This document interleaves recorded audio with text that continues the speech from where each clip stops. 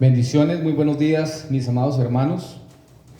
Sean todos bienvenidos a este tiempo de adoración y glorificación al Señor. Les animo para que tomen sus Biblias y vayamos al Salmo número 8, Salmo que estará dirigiendo nuestro tiempo de adoración y glorificación al Señor en esta mañana. Y con reverencia veamos lo que el Señor tiene para nosotros. Dice el Salmo de la siguiente manera: Oh Señor, soberano nuestro, qué imponente es tu nombre en toda la tierra. Has puesto tu gloria sobre los cielos. Por causa de tus adversarios has hecho que brote la alabanza de los labios de los pequeñitos y de los niños de pecho, para silenciar al enemigo y al rebelde. Cuando contemplo tus cielos, obra de tus dedos, la luna y las estrellas que allí fijaste, me pregunto: ¿qué es el hombre para que en él pienses? ¿Qué es el ser humano para que lo tomes en cuenta? Pues lo hiciste poco menos que Dios, y lo coronaste de gloria y de honra. Lo entronizaste sobre la obra de tus manos. Todo lo sometiste a su dominio. Todas las ovejas, todos los bueyes, todos los animales del campo, las aves del cielo, los peces del mar, todo lo que surca los senderos del mar. Oh Señor soberano nuestro, qué imponente es tu nombre en toda la tierra. Amén. Vamos a orar. Señor, en esta hora venimos ante ti para humillarnos e invocar tu presencia sobre nuestras vidas, sobre este lugar, sobre cada persona que en esta hora nos ve y nos escucha a través de los diferentes medios. Venimos ante ti, Señor, reconociendo como el salmista que tú eres soberano, que tú estás por encima de todas las cosas, que tú eres poderoso, Señor, sobre toda la tierra.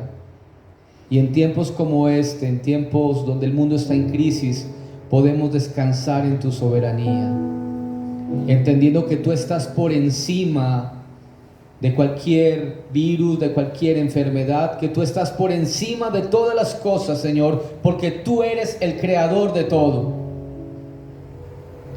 Y por eso en esta mañana, Señor, ante ti venimos a humillarnos, reconociendo quiénes somos nosotros, para admirar tu grandeza, para admirar tu gloria, y que por tu gracia quisiste poner tu mirada sobre nosotros y pusiste una responsabilidad tan grande en nuestras manos, simplemente porque así tú quisiste hacerlo, Señor. Por eso hoy ante ti, Señor, nos humillamos y sometemos nuestras vidas, reconociendo que tú eres Dios y Señor de todo. Y por eso en esta mañana, Señor, te adoramos y te exaltamos con todo nuestro ser. Amén.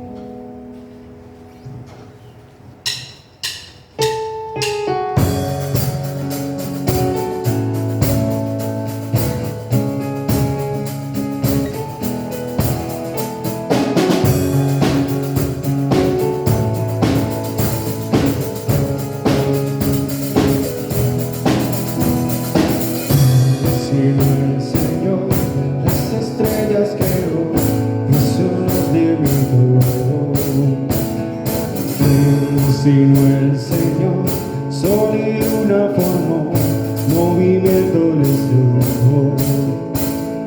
¿Quién sino el Señor hace la lluvia venir, trueno rugir, olas grandes son? Dios poderoso,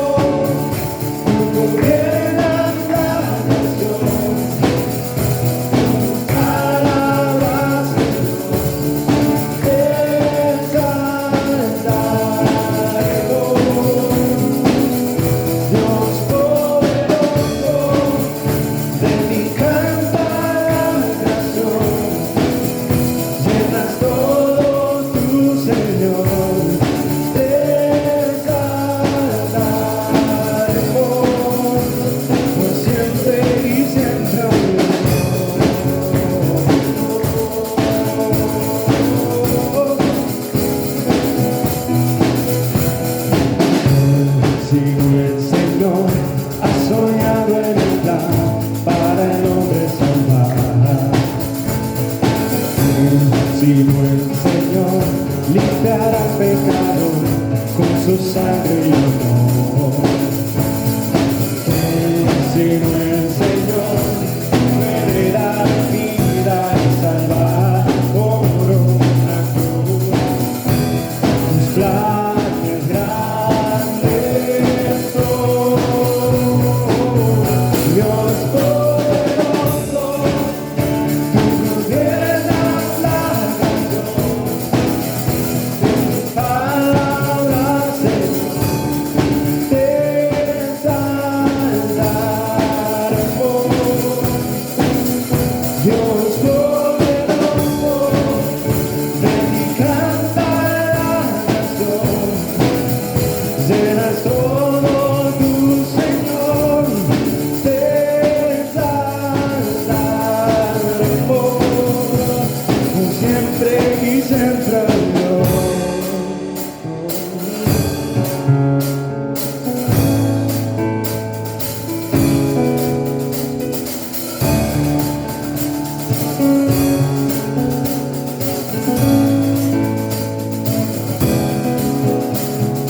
Todas las cosas vienen de ti y por ti,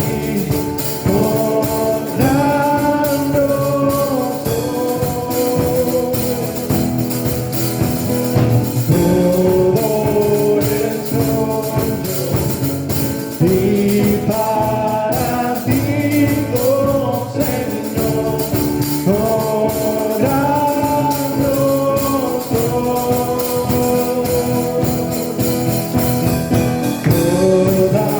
las cosas vienen de ti y por ti,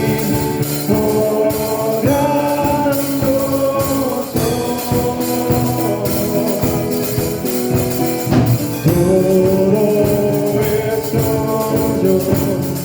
y para ti, oh Señor, glorioso.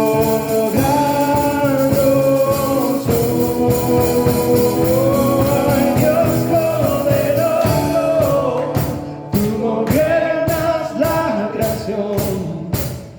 Con tu palabra, Señor, te exaltaremos.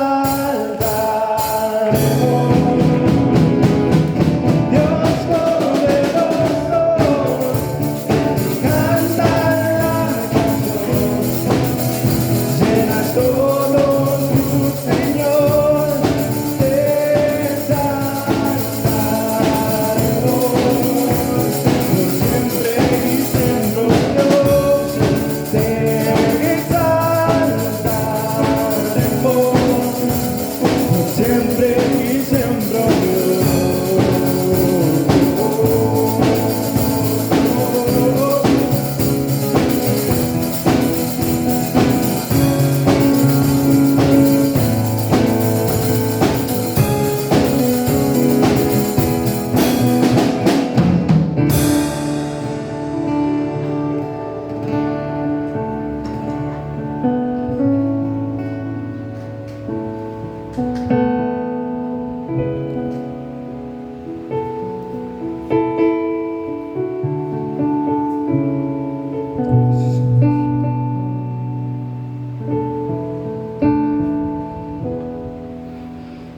Más en Dios de toda gracia que nos llamó a su gloria eterna, nos perfeccione y afirme, fortalezca y establezca. A Él sea la gloria, a Él sea el imperio.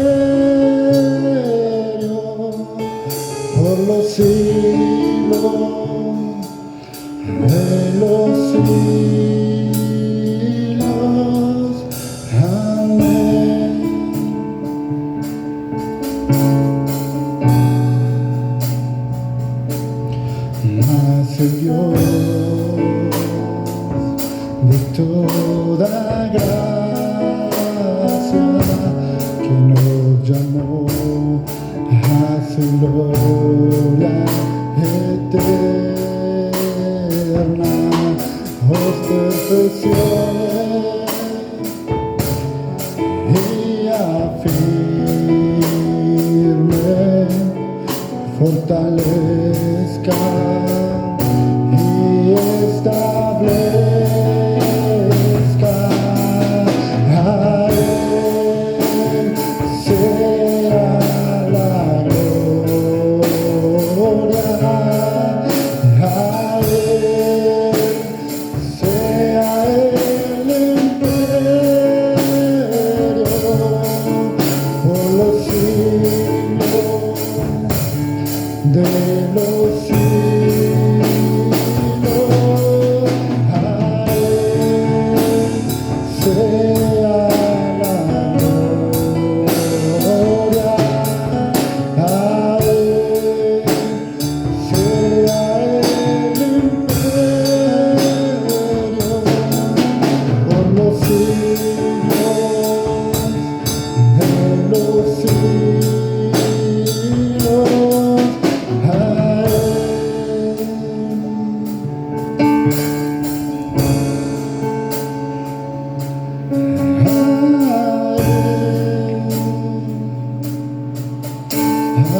Él, solo a Él.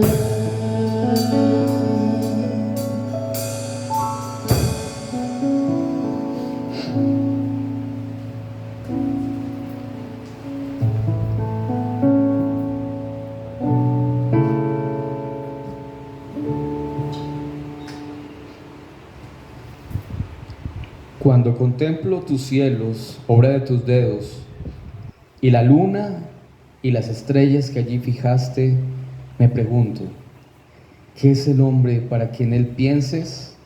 ¿Qué es el ser humano para que lo tomes en cuenta? Es imposible, Señor, contemplar la maravilla de tu creación, contemplar tu grandeza y no darnos cuenta de nuestra fragilidad, de nuestra humanidad. Y aún en tiempos como este, Señor, nos muestras cuán frágiles y necesitados de ti somos, pero al mismo tiempo podemos ver cuán grande es tu poder.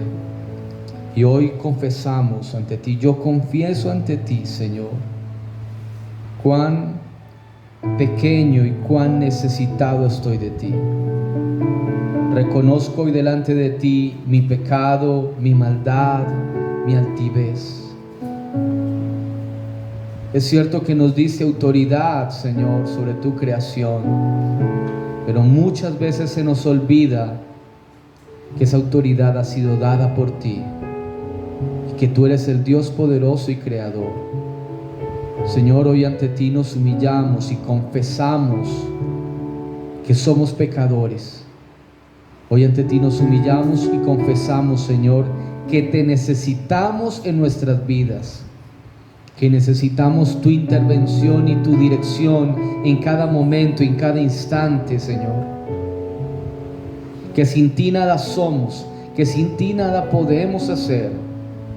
Y en este tiempo, Señor, nos muestras esa fragilidad del hombre. ¿Quién es el hombre para que en él pienses? El ser más pequeño, pero aún así dice el salmista que lo entronizaste sobre la obra de tus manos y lo sometiste a tu dominio.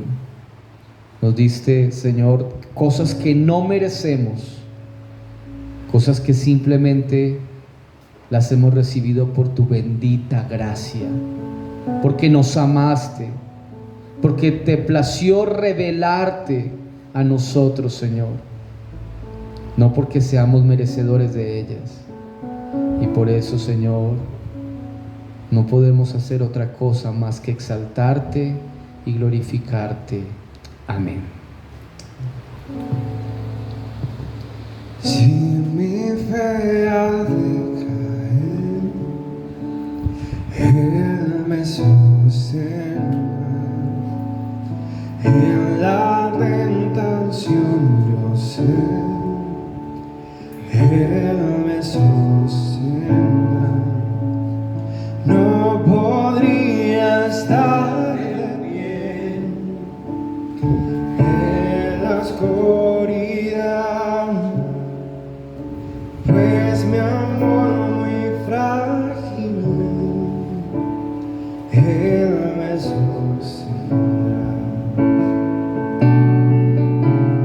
Él me sostendrá, Él me sostendrá, pues me ama el Salvador. Él me sostendrá. Ese gozo en quien salvó, Él me sostendrá ante el precioso sol.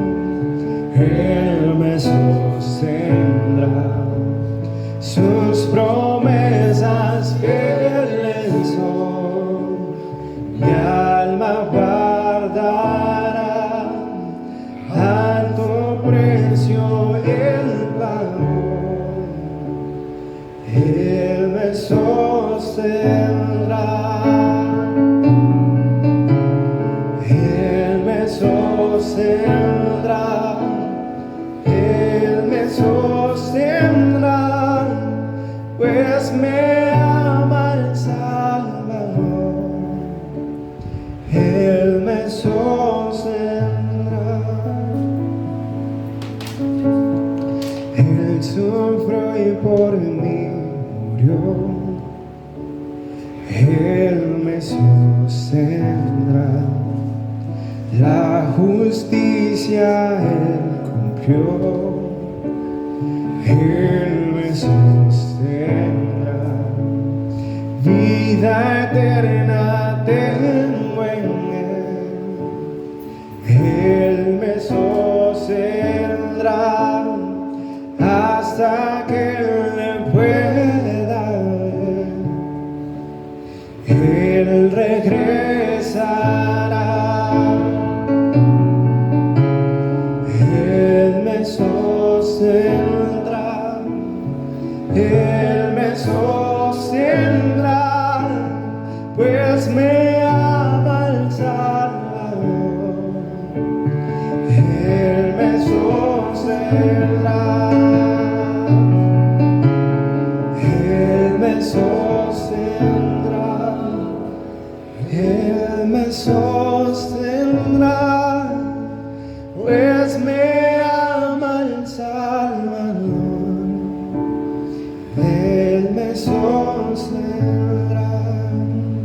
pues me ama el Salvador. Él me sostendrá.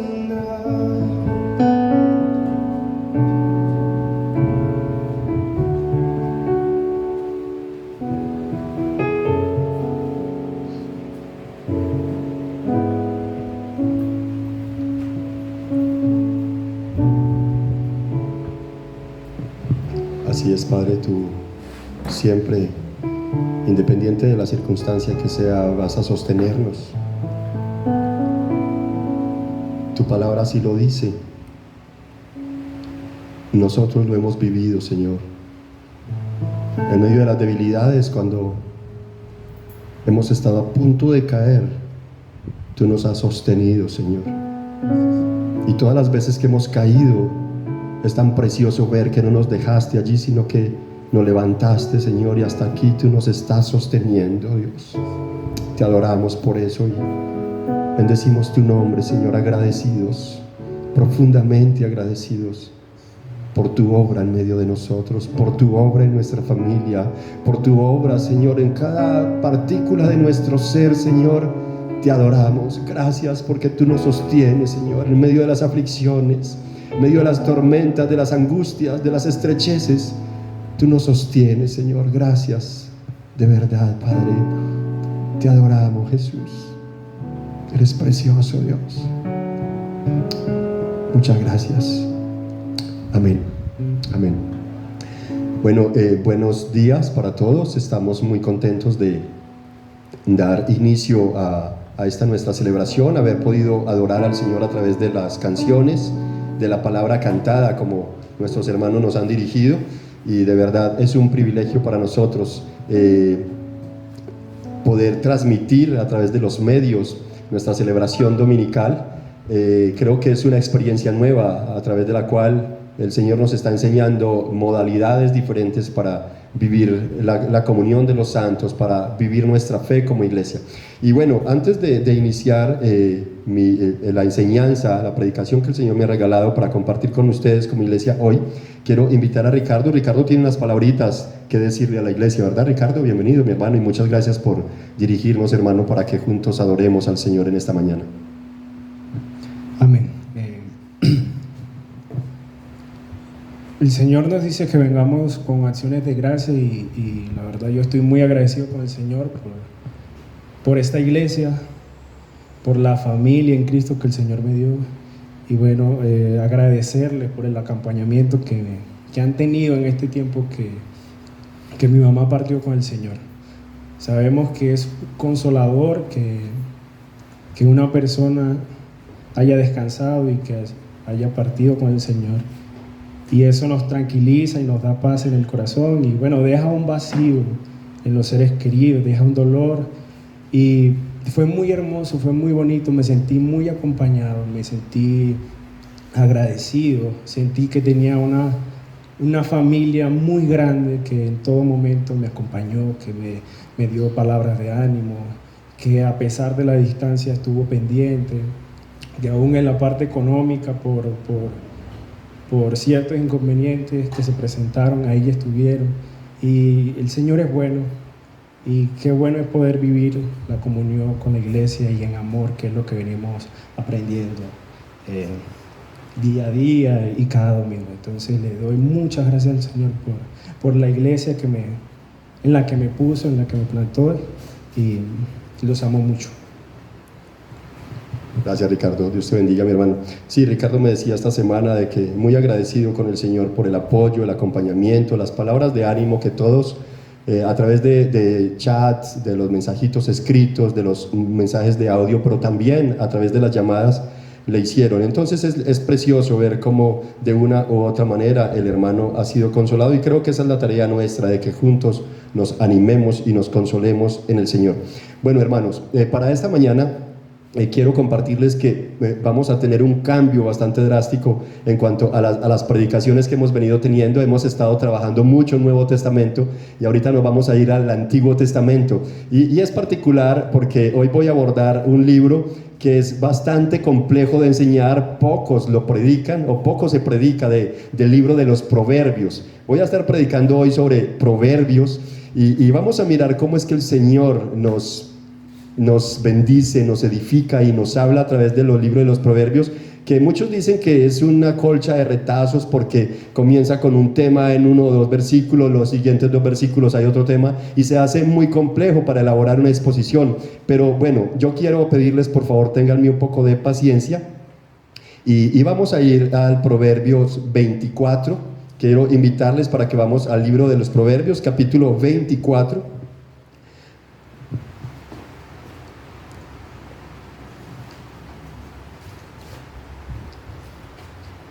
Voy a leer desde versículo 1, pero vamos a centrarnos específicamente en 2 versículos que enseguida les estaré diciendo cuáles son los 2 versículos sobre los que quiero hacer énfasis en este mensaje de hoy.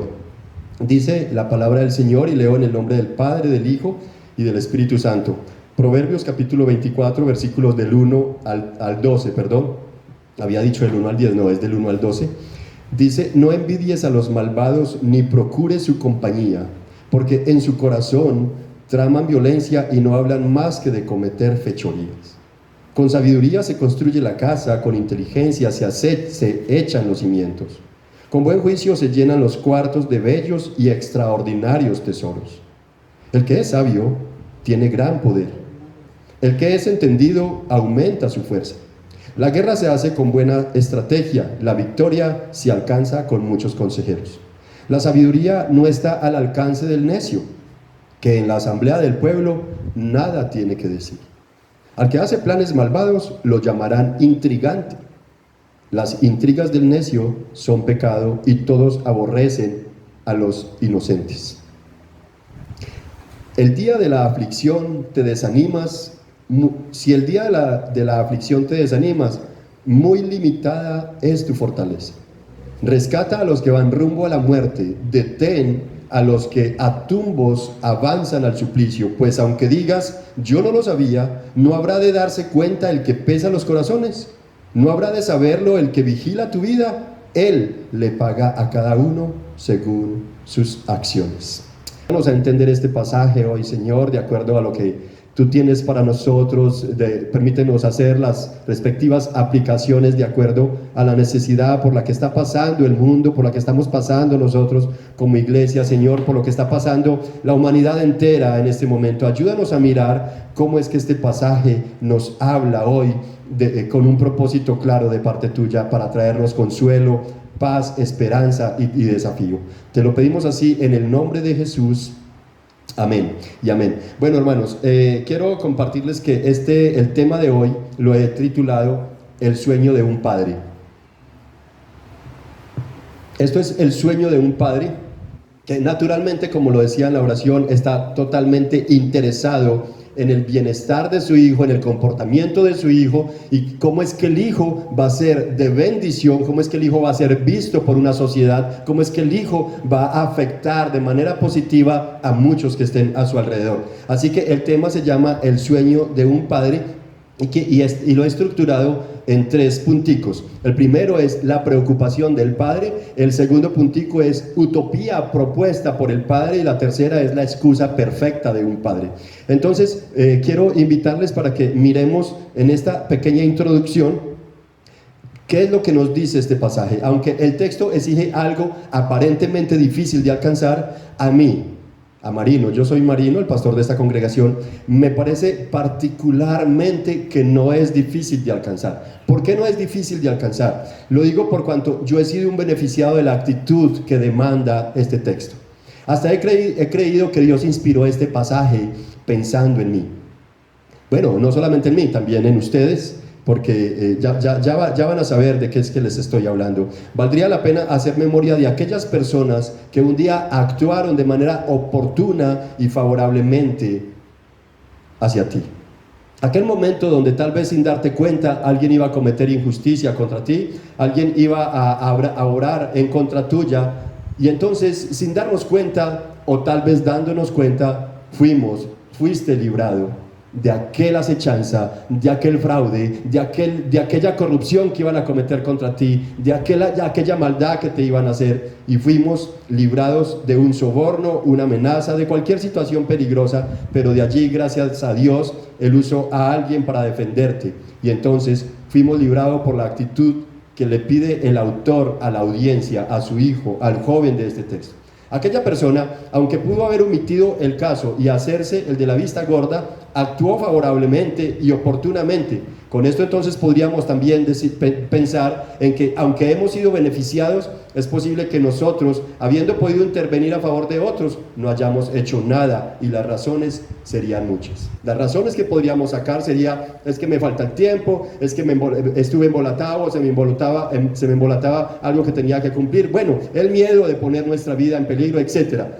Excusas que para justificarnos siempre van a estar allí presentes, y esto con el ánimo de tapar nuestra negligencia que nos impide favorecer al necesitado. Así es como lo dicen los versículos 11 y 12, donde quiero llevarles, y es donde me quiero enfatizar en esta mañana. Los versículos 11 y 12 de este pasaje dicen claramente: rescata a los que van rumbo a la muerte, detén a los que a tumbos avanzan al suplicio, pues aunque digas, yo no lo sabía, no habrá de darse cuenta el que pesa los corazones, no habrá de saberlo el que vigila tu vida.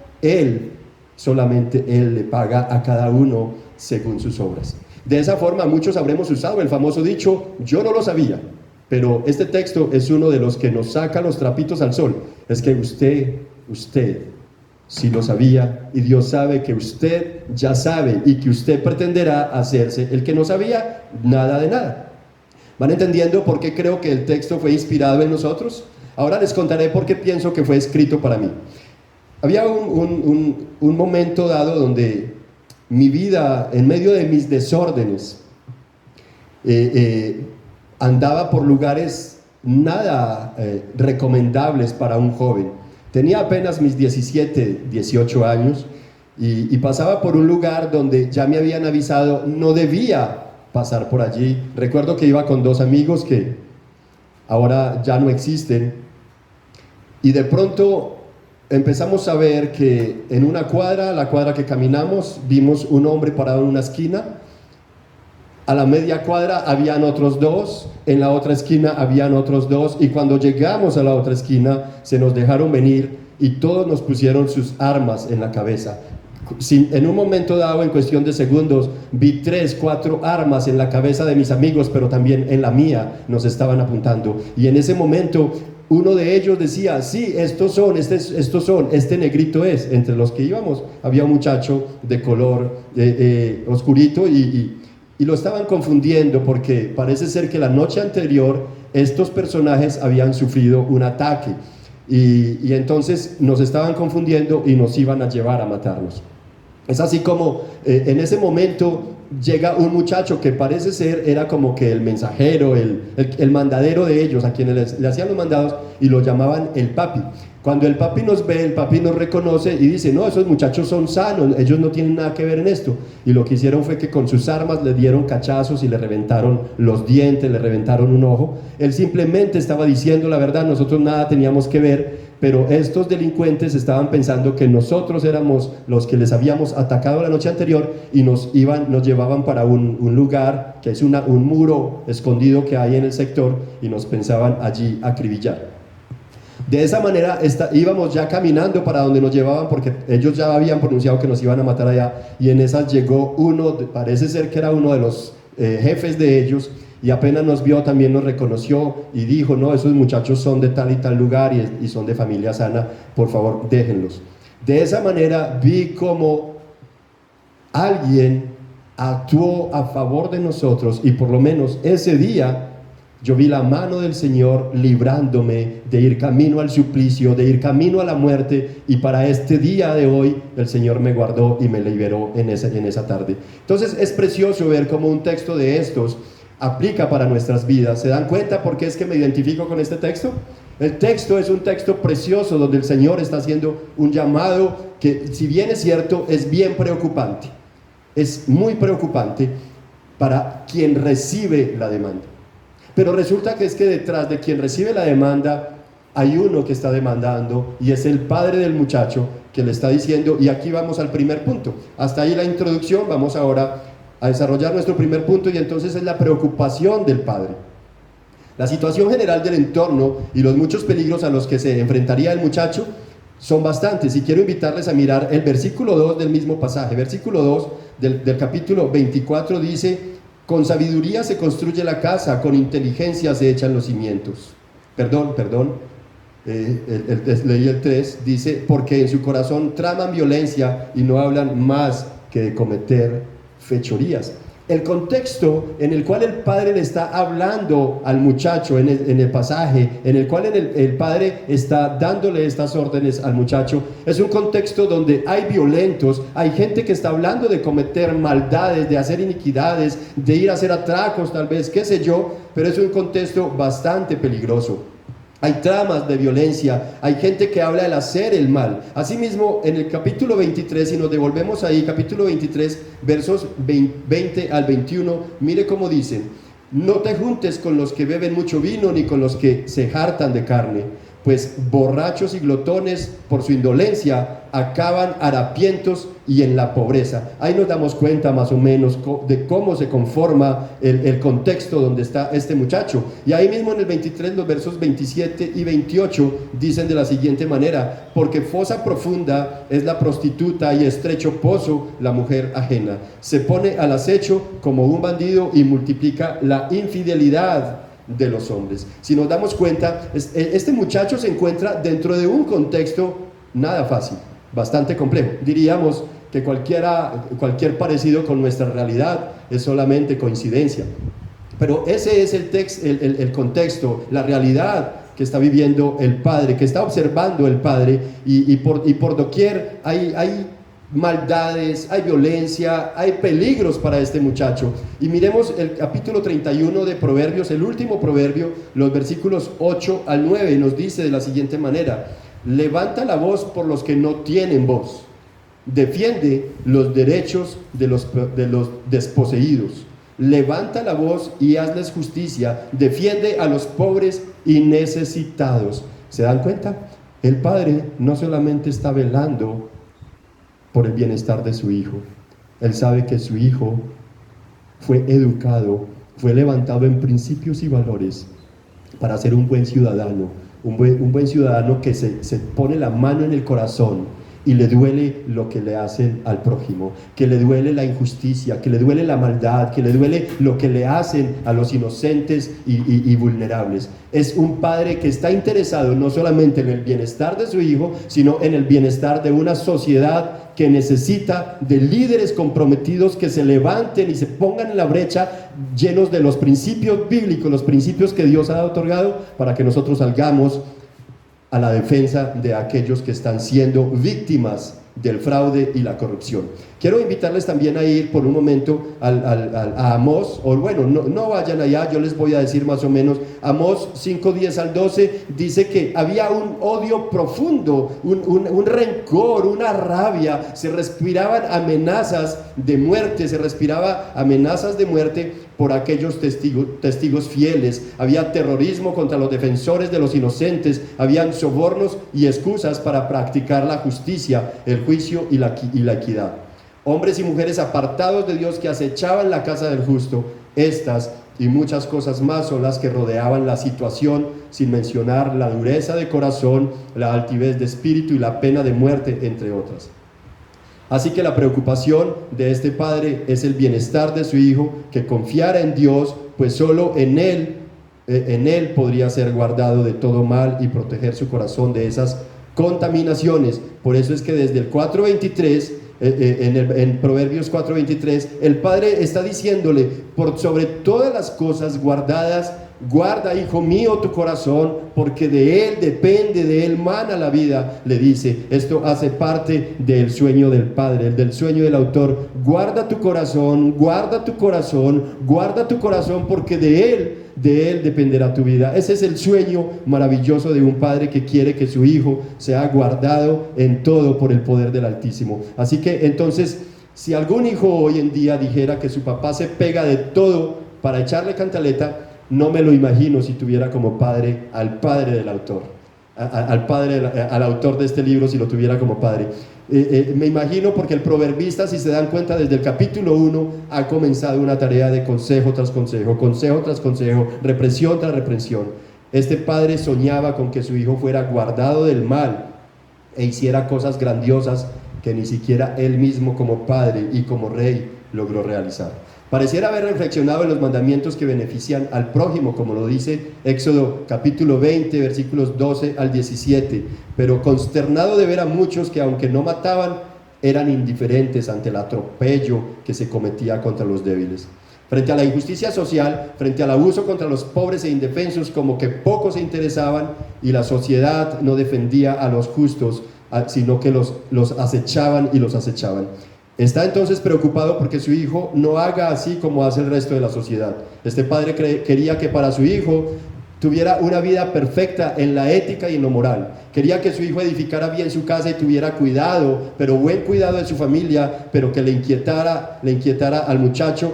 Le inquietaba que el muchacho no fuera a concentrarse solamente en sus cosas, en construir su patrimonio, construir su familia y solamente las cosas de él, que no se concentrara en eso, sino que viviera también por la defensa de los intereses del otro. El padre tenía la ilusión que fuera mejor que él, que aportara al mundo lo que él como padre no logró hacer. Es así que le lanza una demanda compleja, la cual puede ser una utopía, es decir, un sueño difícil de alcanzar, un sueño fantasioso. Este es el sueño del padre para con su hijo. Quisiera rogar si me regalan un poquitico de volumen, por favor, que no me escucho y estoy haciendo bastante esfuerzo. Muchas gracias, hermanos. Entonces, hasta ahí el desarrollo del primer punto. Vamos al segundo punto y es la utopía, la propuesta del Padre, y ahí estamos entonces. Versículo 11, quisiera que miráramos el versículo 11 de este pasaje. Como nos dice el versículo 11, dice así: rescata a los que van rumbo a la muerte, detén a los que a tumbos avanzan al suplicio. Yo creo que gran parte de los padres hemos deseado para nuestros hijos proyectos perfectos. Yo no sé si usted como padre y usted como madre, de los que están aquí, los que me van a estar escuchando por los medios, habrán sentido como yo soy padre de 2 hijos, y créanme que si alguna cosa anhelo y sueño es un proyecto perfecto para mis hijos. A veces son proyectos difíciles de alcanzar, sin embargo me veo conectado con el proverbista, porque así como él, yo quisiera cosas grandiosas para mis hijos.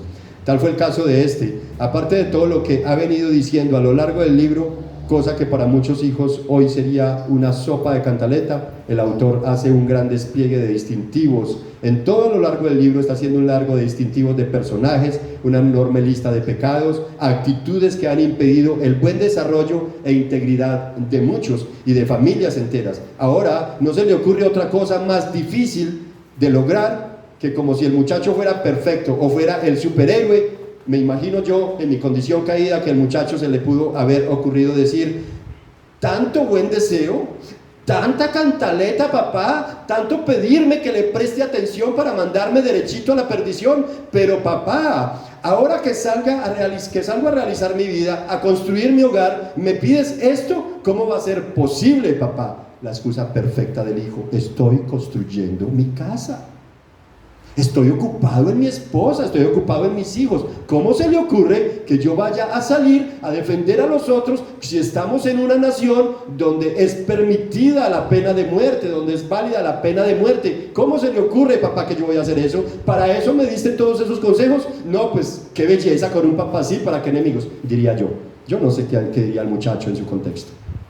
¿Cómo es posible que un papá, a un hijo que apenas está saliendo de su casa, que va a formar su hogar, que va a formar un patrimonio, y le está diciendo: ten cuidado de rescatar a los indefensos, comprométete con el bienestar de la sociedad, no seas indiferente ante el abuso contra los inocentes, defiende a los que van rumbo al suplicio, libra a los que van rumbo a la muerte. En el tiempo de este pasaje se aprobaba la pena de muerte, mas en Colombia no hay pena de muerte. Sin embargo, grupos al margen de la ley, como es sabido por todos, han atacado durante años, sin dolor alguno, a gente inocente, a gente indefensa. De manera general, se ha observado por décadas la indiferencia social y falta de amor por el prójimo como una realidad nuestra. Es así como el proyecto de este padre se acerca también a nosotros. Creo que no solamente el padre está diciendo algo para un hijo, tal vez el Padre Celestial usó al proverbista para que le diera a su audiencia y hoy a nosotros una demanda de esta índole. En el tiempo de este pasaje, como les decía, la pena de muerte se aplicaba. ¿A quiénes se aplicaba la pena de muerte? A los blasfemos, los que blasfemaran el nombre de Dios, a los adúlteros, a los criminales y a quien consultara adivinos, pero además a los hijos que no honraran a sus padres, dice Éxodo, lo dice Levítico, lo dice en varios libros. Aquí voy a citar para quienes quieran luego buscar, Levítico 21 del 12 al 23. El Levítico 20, todo el capítulo está hablando también sobre castigos para las personas que cometían ciertas infracciones, por decirlo de alguna manera. Capítulo 24, versículos 10 al 17, también vas a encontrar allí cómo se aplicaba la pena de muerte, de modo que para el padre ser convincente tendría que tener un buen argumento, así lo he llamado yo, el buen argumento o el argumento perfecto. Tercer punto, para que su hijo no le recriminara nada, versículo 12, mire cómo dice el versículo 12, Dios lo sabe todo, Él dará a cada uno según sus acciones.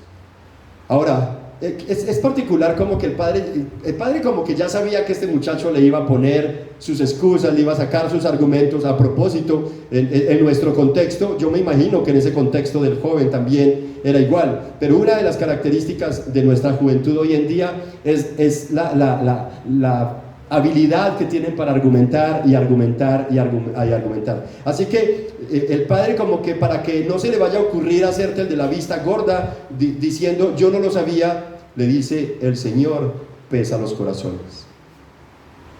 Pero papá, estamos en un país donde opera la pena de muerte y usted me pide que libre de la muerte. ¿A quién libraré yo de la muerte? Y el papá le contesta: Él lo sabe todo. Así que no digas saber, no digas no saber lo que sí sabías. Papá, lo que quieres es que me maten a mí. Irme contra la ley del gobierno significa que la casa, ¿con qué inteligencia voy a construir mi casa? Sabiendo que si yo me voy a rescatar a los inocentes en un mundo donde el que hable íntegramente, el que hable con justicia es asediado, es odiado y es perseguido. Papá, ¿eso es lo que tú quieres para mí?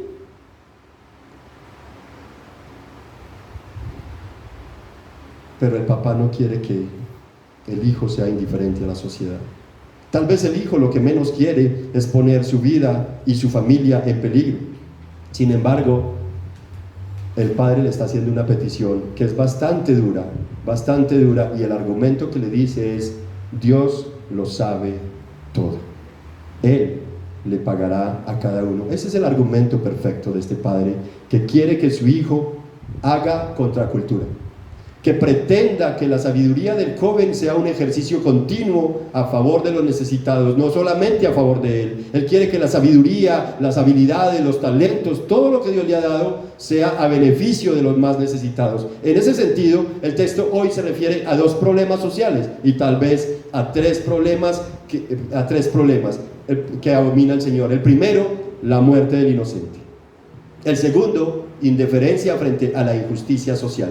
Y el tercero, el rechazo a la verdad. En ese orden, la utopía propuesta aplica para el creyente, quien es llamado a velar por el bienestar de los demás. En mi testimonio, aquel muchacho papi sufrió interviniendo ante aquellos sicarios por defender mi vida y la de los muchachos que iban conmigo. El sabio de este texto pide a su audiencia hacer bien, librando de la muerte a quienes esté a su alcance salvar. Dios pide al creyente de hoy lo mismo que se le pidió al joven del texto, y no podemos hacernos los de los oídos sordos. Éxodo 20:13 dice claramente no matar, y ese no matar estaba antes de matar. Ahora, podríamos decir que sí y podríamos decir que no, porque podemos observar que la primera muerte que se dio fue la de Caín y la de Abel. Sin embargo, Dios aquí está diciendo no matarás, Éxodo 20:13. Pero entonces el mandato está dicho. Conclusión, vamos a mirar la conclusión. Como para la audiencia del texto podría ser complejo, para el creyente de hoy dedicarse a defender de la muerte a todos los que están siendo llevados a la matanza sería toda una utopía, un sueño difícil de creer, un proyecto inalcanzable. Por favor, solamente pensando en el factor del tiempo no alcanzaríamos. Ninguno de nosotros que se proponga estar salvando a tantos indefensos que están siendo acechados y que van rumbo a la muerte. Pero ¿sabe que sí hay algo que sí es posible?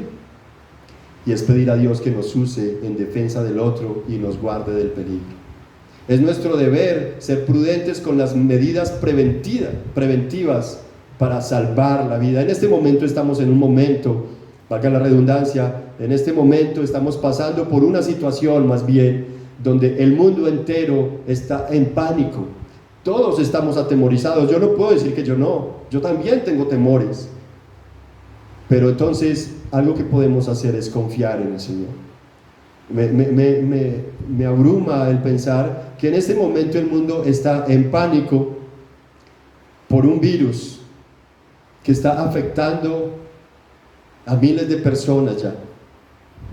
Pero Quiero leerles esto del periódico El País, septiembre 30 del 2019. Dice: informe del Instituto Guttmacher, es una organización internacional que aboga por el derecho al aborto, indicó que en el 2008 se realizaron 400.000 abortos tan solo en Colombia, de los cuales 322 se hicieron por vías legales. De ahí el resto no solamente mataron a criaturas inocentes, sino que pusieron en riesgo la vida de aquellas madres que estaban abortando. Sin embargo, el mundo hoy está en pánico por un virus que está acechando a miles de personas, pero no nos damos cuenta que una realidad mundial es que el mismo gobierno, los mismos gobiernos están autorizando dar muerte a los más indefensos. ¿Y qué estamos haciendo nosotros como iglesia? ¿Qué hacemos nosotros como jóvenes, como padres, cuando nos damos cuenta que una muchacha en embarazo quiere abortar? ¿Qué haces tú? ¿Te preocupas? Pero no eres capaz de predicarle el evangelio, no eres capaz de predicarle el arrepentimiento. Estás llevando a alguien rumbo al suplicio, lo van a matar a un indefenso, y nosotros como iglesia, ¿qué hacemos? El texto está diciendo claramente: rescata a los que van rumbo a la muerte, detén a los que tumbos avanzan al suplicio. Esa es la preocupación de ese padre, que ese joven haga algo. ¿Será que este mandato no es para nosotros como iglesia también? ¿No nos está llamando el Señor a salvar a tantas personas como creyentes?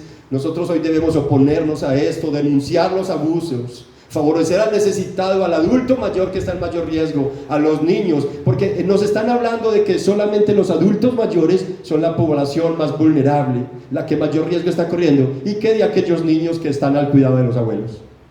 Si el abuelo está infectado, ¿no va a infectar también al niño que está siendo cuidado por el abuelo? En ese orden de ideas, nosotros entonces tenemos que pensar no solamente en la población adulta mayor, sino también en el cuidado de los niños que pueden ser víctimas de esta pandemia. Claro está, no va a ser fácil ni para los abuelos ni para los chicos, y en definitiva no va a ser fácil para nadie. La Biblia nos habla de un caso difícil para una mujer. Esta mujer estaba más muerta que viva. Esta mujer había violado la norma de no adulterar y fue encontrada en el hecho mismo del adulterio. Así que los judíos, respirando amenazas de muerte contra ella, estaban listos para cada uno lanzar su piedra y apedrearla en la plaza pública. Sin embargo, resultó uno que se tomó el atrevimiento de proferir juicio general contra todos los que tenían las piedras y la iban a matar. Y ese juicio que levantó fue lo que liberó a esa mujer de aquel suplicio, la liberó de la muerte. Interesantemente, como el proverbista pide a su hijo hacer, Jesús requiere también que nosotros hagamos lo mismo. Por eso en Lucas 10:37, en la parábola del samaritano, le dice a aquel hombre que está tratando de tentarlo, que está tratando de ponerlo a prueba: asimismo tienes que hacer tú con él. El Señor nos llama a librar a aquellos que necesitan ser librados de la muerte. El Señor nos llama a unirnos a la causa justa, porque hay demasiada injusticia. Es así como veo este texto lleno de la bondad, del amor, de la protección de Dios a favor de los más vulnerables, de los más débiles, de los pobres. Él sabe todo de nosotros, hermanos. Déjame decirte, Él es quien guarda tu alma, es quien guarda mi alma. Él es quien pagará también a cada uno de acuerdo a sus obras. Por eso el apóstol Pablo dijo claramente en 1 Corintios 9:17: ay de mí si yo no testifico, porque testificando el evangelio, que es poder para salvación, podría salvar del suplicio a muchos. Aplicación.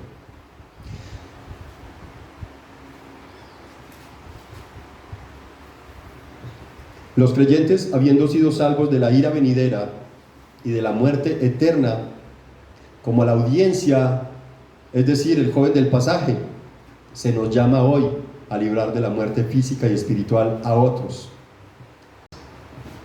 Debemos saber que Jesús dijo: el ladrón vino para matar. Así que seamos intencionales. Nuestras conversaciones deberán tener siempre sabor a evangelio, porque es el evangelio el poder de Dios para salvación. Con el evangelio, un sicario podrá arrepentirse, y cuando un sicario se arrepiente, has librado a muchos del suplicio de la muerte.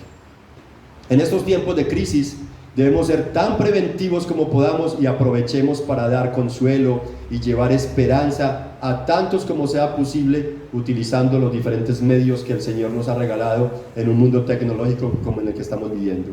Él, solamente el Señor, conoce nuestros limitantes, Él sabe de tus angustias, Él lo conoce todo. En Juan 16:31, Él dice claramente, esto como aplicación final, hermanos, dice: Jesús le respondió a sus discípulos: ¿ahora creen? Miren, la hora viene y ha llegado ya en que serán esparcidos, cada uno se irá por su lado y me dejarán solo. Sin embargo, no estoy solo, porque el Padre está conmigo, dice Jesús. Estas cosas les he hablado para que en mí tengan paz. En el mundo tienen tribulación, en el mundo tienen angustias, en el mundo tendrán que sufrir, pero confíen, yo ya he vencido al mundo. Amado hermano, yo no sé en qué reposa tu mentalidad la mayor parte del tiempo de cada día en esta crisis. Tal vez ya comes 3 comiditas físicas al día, pero estás alimentando tu oído con noticias y más noticias, y entonces estás atormentándote, la paz se te está yendo, estás entrando en shock, en pánico, tus emociones están siendo afectadas. ¿Sabes por qué? Porque no estás descansando en lo que te dijo Jesús. Jesús no te ocultó, Él lo dijo todo para la iglesia. En este mundo tendrán aflicciones, pero no teman, yo ya he vencido el mundo. Y si Él dijo, yo ya he vencido el mundo, ¿cuál crees que es nuestra responsabilidad? Poner nuestra confianza en Él, poner nuestra mirada en Él, refugiarnos en Él, pero no refugiarnos en tanto amarillismo. Los medios de comunicación, los noticieros están tratando de comunicar y mantener informado al mundo, es verdad, pero también están tratando de buscar plata. Mientras más rating hagan, pues más plata van a adquirir. Y nosotros entonces estamos siendo sus clientes, sus usuarios. Y consuma noticias. Mientras tanto, nuestro sistema nervioso se va alterando, porque en vez de estar confiando en Jesús, en vez de refugiarnos en Jesús, en vez de acudir a Jesús y poner nuestra mirada en Jesús, estamos poniendo nuestra mirada en las corrientes de este mundo. No estoy diciendo con eso que debemos de desentendernos de la realidad que está en nuestro contexto, no, pero sí es necesario, hermanos, que tengamos presentes. En este último texto hay 2 imperativos, por decirlo de alguna manera. Dicen: pero ahora creen, la hora viene y ha llegado ya en que serán esparcidos cada uno por su lado y me dejarán solo. Y sin embargo, no estoy solo, porque el Padre está conmigo. ¿Se dan cuenta el ejemplo que debemos de seguir? El Padre está conmigo. Yo creo que nosotros, en medio de una crisis como esta, no podemos decir: ay, nos vamos a quedar sin mercado, ay, nos vamos a quedar sin esto, ay, nos vamos a quedar solo. Jesús, en cambio, dijo: ustedes me dejarán solo, ninguno se va a quedar conmigo, pero no estoy solo, estoy con el Padre. Yo no sé con quién estás tú. A mí no me acompaña el papi, a mí me libró el papi, pero fue un instrumento que Dios usó en ese instante, pero la verdad era Dios quien me estaba cuidando para este día, para que le transmita este mensaje de consuelo, de desafío y de esperanza. Mi amado hermano que me estás observando, que estás aquí conmigo, mi hermano, Dios te está hablando a ti. En este mundo tendrás aflicciones, en tu matrimonio tendrás aflicciones, en las finanzas tendrás aflicciones, en la sexualidad tendrás aflicciones, en lo académico tendrás aflicciones, pero no temamos, confiemos, porque Jesús es el que ha vencido el mundo. Ahora bien, hay algo más que me parece muy particular.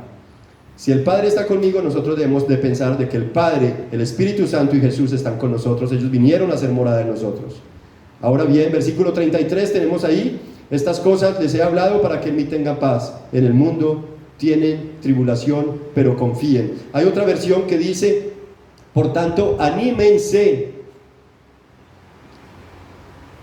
Y está hablando precisamente, la versión internacional creo que es, alguien la tiene por ahí, si me pueden colaborar por favor. Juan capítulo 16, yo había copiado acá otra versión, dice Juan capítulo 16, verso 33. En la NBI dice: yo les he dicho estas cosas para que en mí hallen paz. En este mundo afrontarán aflicciones, pero anímense. No dice anímate, no dice anímese, dice anímense. Le está hablando a los discípulos, es decir, a la iglesia. ¿Entre quiénes se deben de animar? Entre los hermanos. Tú eres responsable de animarme a mí, y yo soy responsable de animarte a ti. Somos la iglesia del Señor. Entonces debemos tener presente, no estamos solos en medio de esta crisis, el Señor está con nosotros. Además, tengo a la iglesia. Apoyémonos en la iglesia. Confiemos en los hermanos. Ricardo ahora nos daba unas palabras de gratitud, diciendo, gracias porque en medio de la muerte de mi madre, vi a la iglesia apoyándome, acompañándome y consolándome a través de 3 mecanismos. La iglesia te apoyó, Ricardo, ¿verdad? A través de 3 áreas diferentes. Primero, a través del ánimo de las oraciones. La iglesia oró por ti, Ricardo, para que el Señor te fortaleciera y te consolara.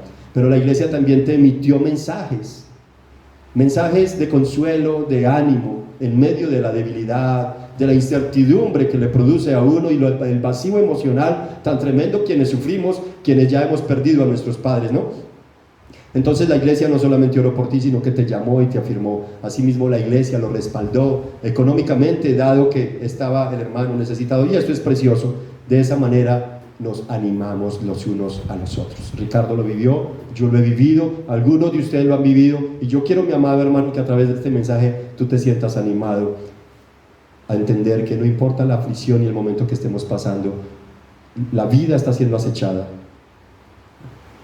la salud está siendo acechada, nuestros abuelos están siendo la población de mayor riesgo, y nosotros somos llamados hoy a librar de la muerte a aquellos que van rumbo al suplicio. ¿Qué vamos a hacer? Tal vez, si tú no estás con el Señor, permíteme decirte, amado oyente, si alguno de los que escuchan esta predicación, este mensaje, no tiene una relación con Cristo, déjame decirte que tú no solamente en el Espíritu no tienes vida, sino que vas rumbo al suplicio, rumbo al infierno, a la perdición total. Y la única manera de ser salvado de la muerte eterna es si vienes a Jesús. Si Él se lo dice a sus discípulos, pero confía en que yo ya he vencido el mundo, ¿cómo no te lo dirá a ti que no tienes una relación con Jesús? Ven a Jesús, que es en el único que puedes tener esperanza de vida, y Él es el único que te puede salvar de la muerte eterna. ¿Qué tal si juntos venimos al Señor humillados, rendidos, y le decimos: Señor Jesús, aquí está mi vida, aquí está mi mente, todo mi ser, pidiéndote, perdóname, Señor. Perdóname porque he sido negligente e indiferente ante la necesidad de los más débiles y vulnerables.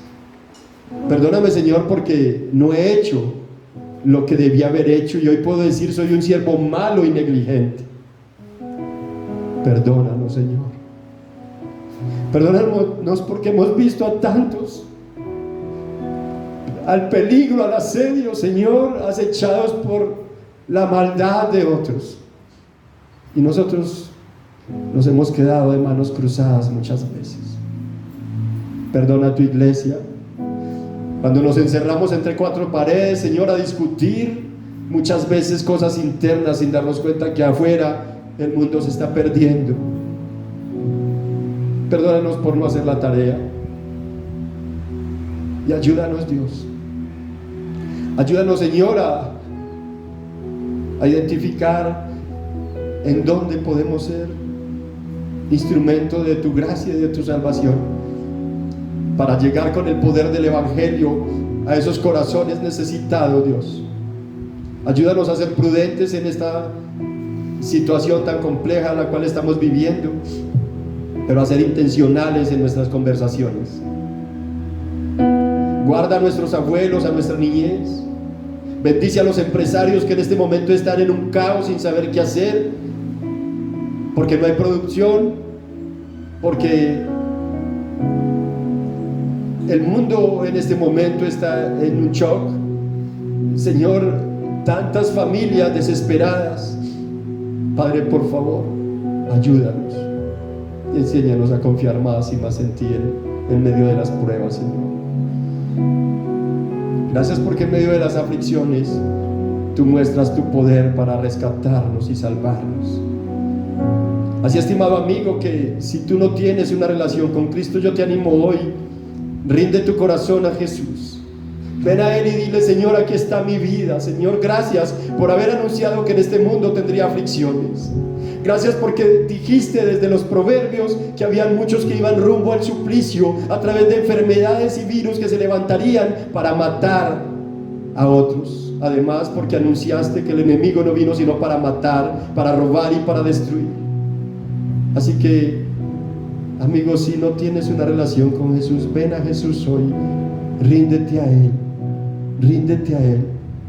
Y nosotros como iglesia contemplemos su poder y descansemos declarando con esta canción que nuestra salvación es y depende única y exclusivamente del Señor. ¿Qué tal si le cantamos, hermanos? Vamos a cantar al Señor esta canción declarando esta verdad, confesando esta verdad. La salvación es únicamente de nuestro Señor.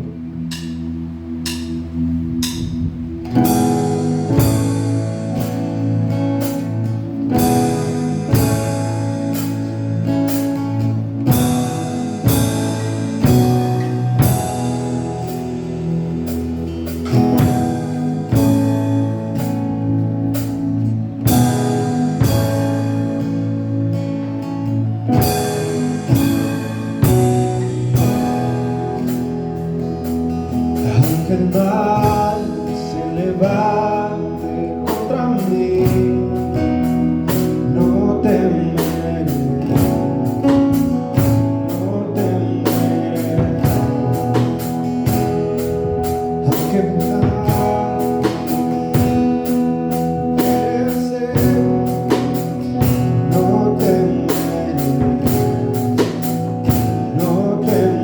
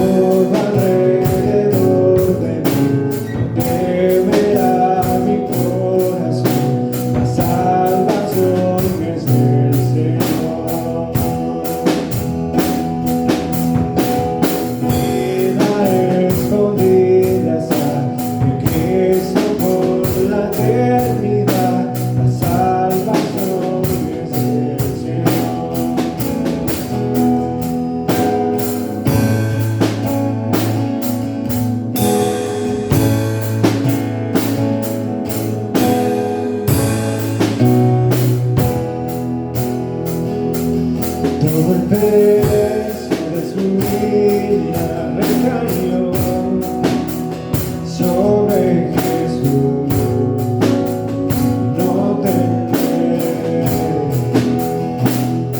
porque tu amor ya cubierto mi maldad y en su vera mi temor, no temeré.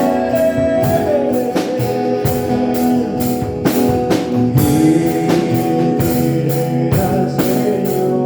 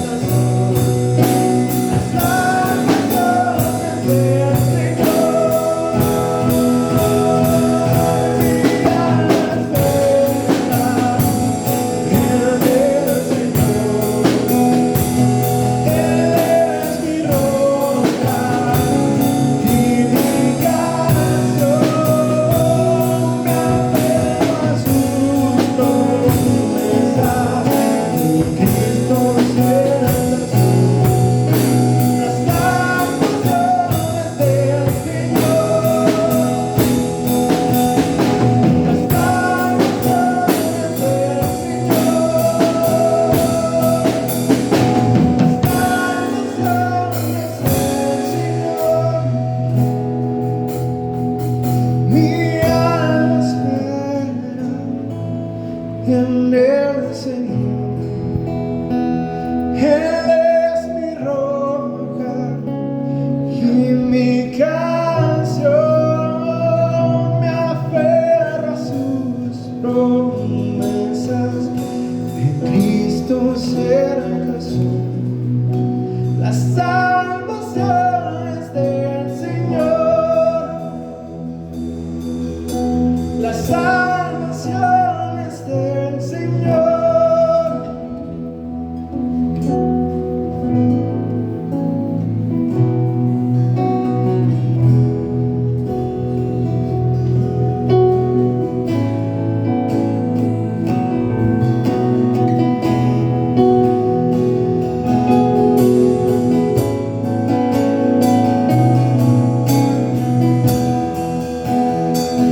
Mi alma espera en el Señor. Él es mi roca y mi canción, me aferro a sus promesas, en Cristo cierta soy. La salvación es del Señor. Mi alma espera en el Señor. Él es mi roca y mi canción, me aferro a sus promesas, en Cristo cierta soy.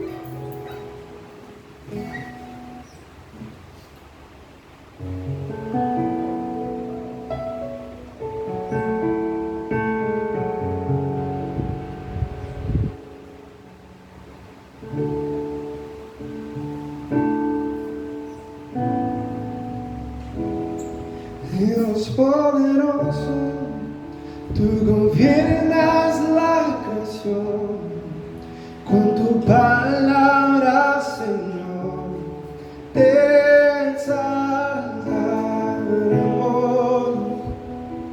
Dios poderoso, de ti canta la creación, te llenas todo tu Señor, te exaltaremos por siempre y siempre, oh Dios.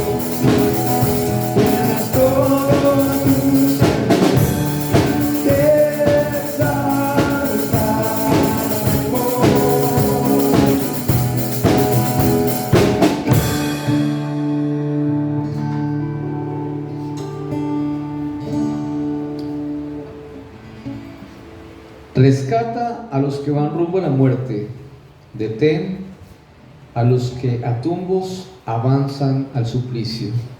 Qué mejor forma de poder rescatar a aquellos que, como dice el texto, van por un camino de perdición, que compartiéndoles el Evangelio. Por eso queremos motivarles para que comparta este mensaje, lo replique por sus redes sociales y lo comparta con el mayor número de personas posible, que lo comparta con todos sus contactos.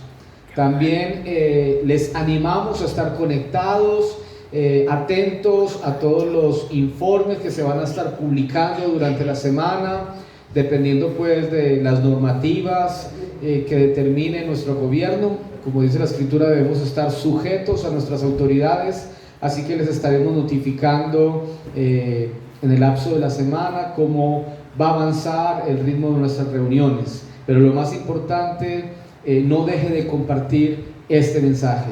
Gracias a todos los que estuvieron aquí conectados y que el Señor les continúe bendiciendo grandemente.